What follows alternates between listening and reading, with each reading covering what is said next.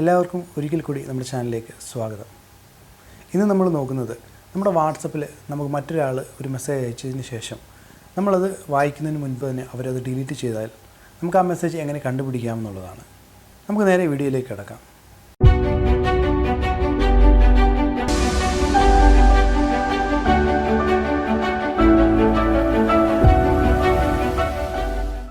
സാധാരണ നമ്മുടെ ഫോണിലേക്ക് ഒരാൾ മെസ്സേജ് അയച്ചതിന് ശേഷം നമ്മളത് വായിക്കുന്നതിന് മുൻപ് തന്നെ അവരത് ഡിലീറ്റ് ചെയ്താൽ നമ്മൾ സാധാരണ ഒരു തേർഡ് പാർട്ടി ആപ്ലിക്കേഷൻ്റെ സഹായത്തോടു കൂടിയാണ് നമ്മൾ ആ ഒരു മെസ്സേജ് കണ്ടുപിടിക്കുന്നത്.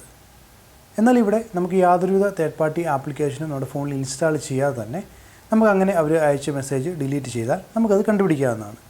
അപ്പോൾ അതെങ്ങനെയാണെന്ന് നോക്കാം. അപ്പോൾ ഞാൻ എൻ്റെ ഒരു ഫോണിൽ നിന്ന് മറ്റൊരു ഫോണിലേക്ക് ഞാനൊരു മെസ്സേജ് അയക്കുകയാണ്, ടെക്സ്റ്റ് മെസ്സേജ് എന്ന് പറഞ്ഞ്.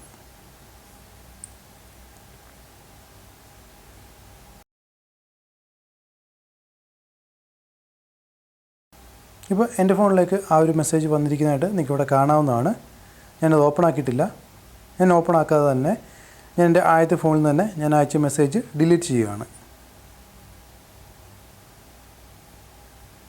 ഇപ്പോൾ നിങ്ങൾക്കിവിടെ കാണാവുന്നതാണ് ആ ഒരു മെസ്സേജ് ഡിലീറ്റ് ആയിരിക്കുന്നത്. അതായത് ദിസ് മെസ്സേജ് വാസ് ഡിലീറ്റഡ് എന്ന് പറഞ്ഞ് കാണിച്ചിരിക്കുന്നതാണ്. നമുക്കൊന്ന് ഓപ്പൺ ആക്കി നോക്കാം. ഓപ്പൺ ആക്കി നോക്കുമ്പോഴും അത് തന്നെയാണ് കാണുന്നത്, ദിസ് മെസ്സേജ് വാസ് ഡിലീറ്റഡ് എന്ന് പറഞ്ഞു. അപ്പോൾ ഈ ഡിലീറ്റ് ആയ മെസ്സേജ് നമുക്ക് എങ്ങനെ കണ്ടുപിടിക്കാമെന്ന് നമുക്ക് നോക്കാം. അതിനായിട്ട് നമ്മുടെ ഫോണിൻ്റെ ഹോം പേജിലേക്ക് പോവുക. അതിനുശേഷം മുകളിലായിട്ട് സെർച്ച് ബട്ടണിൽ നിങ്ങൾ നോട്ടിഫിക്കേഷൻ ഹിസ്റ്ററി എന്ന് പറഞ്ഞ് ടൈപ്പ് ചെയ്യുക.